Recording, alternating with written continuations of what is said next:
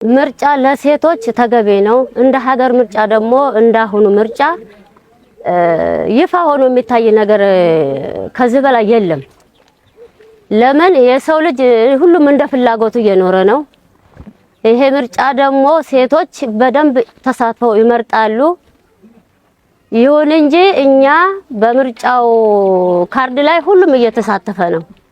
ምርጫውን ደግሞ ጥቅሙና ጉዳቱንም ያውቃሉ የኛ ሴቶች። ስለዚህ አሁን ለወደፊትም ዝግጁ ነን።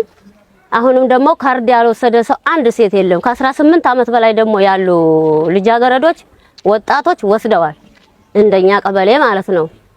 ይሁን እንጂ ምርጫን አሁን ይሄ ምርጫ አያዋጣኝም ብሎ የሚያስብ ትንሽ ነገር የለም። እኛ ሁሉም የገባው ነው። ስለዚህ እኛ ምርጫን ያሁኑ ምርጫ በጣም እንወዳለን። ያልወሰደ እንኳን ለምን አትወስዱም ብለ የወሰዱበት አቅጣጫ አለ። ከዛም አልፎ ከኛም አልፎ አንደኛው ምርጫ ላይ ጣቢያ ላይ ይሄድን እዛም ያለውን እናያለን፣ እዚህም ያለውን እናያለን። የቀሩትንም ሰው ለምንድን ነው የቀራችሁት ብለ ስንላቸው ስላልሰማን ብሎ ብዙ ምርጫ ካርድ የወሰደ ሰው አለ።